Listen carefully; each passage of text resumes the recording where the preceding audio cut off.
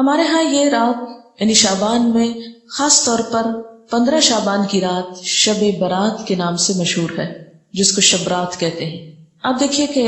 اسلام میں جو اہم دن آتے ہیں قرآن پاک اور سنت رسول صلی اللہ علیہ وسلم سے پتہ چلتے ہیں، ان میں سے بعض یہ ہے، مثلا یوم الحج،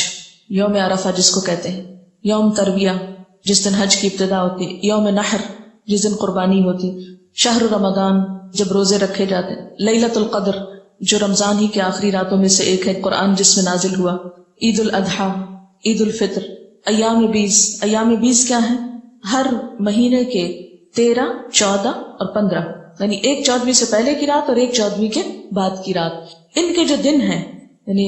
13 کا دن، پھر 14 کا دن اور 15 کا دن، ان دنوں میں روزہ رکھنا جو ہے وہ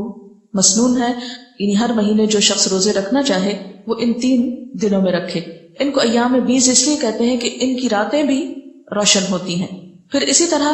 یوم الجمعہ، اس کی فضیلت آئی ہے، سورۃ الجمعہ بھی ہے، اسی طرح ایام تشریق ہیں، یا کچھ اور دن بھی ہو سکتے ہیں جن کا براہ راست ذکر جو ہے وہ قرآن پاک میں نہیں آیا، لیکن شب برات کا نام نہ کہیں قرآن میں آیا ہے اور نہ کہیں حدیث میں آیا۔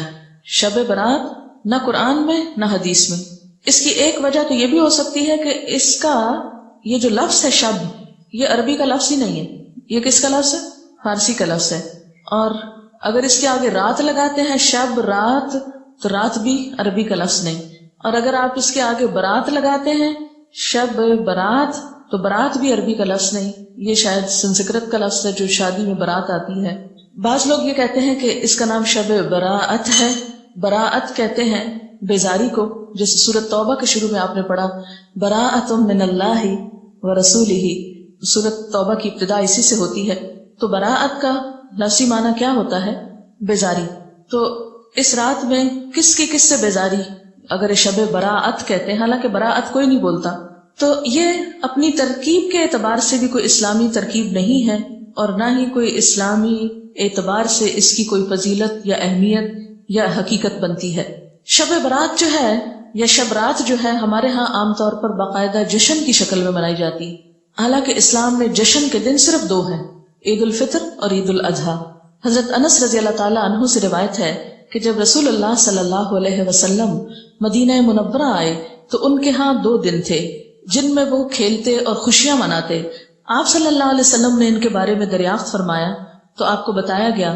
مدینہ والوں کی طرف سے کہ ہم جاہلیت کے زمانے سے یہ 2 دن مناتے چلے آ رہے ہیں۔ آپ صلی اللہ علیہ وسلم نے فرمایا اللہ تعالیٰ نے تم کو اس سے بہتر 2 دن عطا کر دیے ہیں، عید الفطر اور عید الاضحیٰ۔ تو شب برات کا جو جشن ہے، یعنی رات کو آتش بازی اور مخصوص قسم کے کھانے پکانا، ان کو اسلام کا ایک حصہ بنا لیا گیا۔ اگر آپ اس کو اپنے کلچر کا حصہ کہیں یا اپنی روایات کا حصہ جو بر صغیر کی ہیں خاص طور پر، تو کوئی بات نہیں۔ مثلاً آپ 14 اگست مناتے ہیں یا آپ 9 نومبر آج منا رہے ہیں، بہت سے لوگ گھروں میں چھٹی کر کے منانے کا، ہمارے ہاں ایک ہی طریقہ چھٹی کر لی جائے۔ علامہ اقبال نے دن رات کام کیا تھا اور ہم دن رات چھٹیاں کرنا چاہتے ہیں۔ بہرحال تو وہ آپ کا کیا ہے، ایک لوکل کلچر ہے، اس کا اسلام سے کوئی تعلق نہیں، یعنی 9 نومبر کا اسلام سے کوئی تعلق نہیں۔ اسی طرح اگر آپ 15 کو آتش بازی کرتے ہیں یا حلوہ پکاتے ہیں تو وہ آپ کا لوکل کلچر تو ہو سکتا ہے، اس کا اسلام سے کوئی تعلق نہیں، کیونکہ اس کے بارے میں نہ کوئی تعلیم قرآن پاک سے ہم کو ملتی ہے اور نہ ہی نبی صلی اللہ علیہ وسلم کی سنت سے۔ مثلاً اس رات میں کیا ہوتا ہے، حلوہ پکایا جاتا ہے اور دوسروں کو کھلایا جاتا ہے، مردوں کی فاتحہ دلائی جاتی ہے، چراغاں کیا جاتا ہے، کینڈلز وغیرہ لوگ چھتوں پر جلاتے ہیں، اور اب اس کی جگہ دوسری بجلی کی بتیاں بھی جلائی جاتی ہیں، آتش بازی کی جاتی ہے، گھروں میں خاص طور پر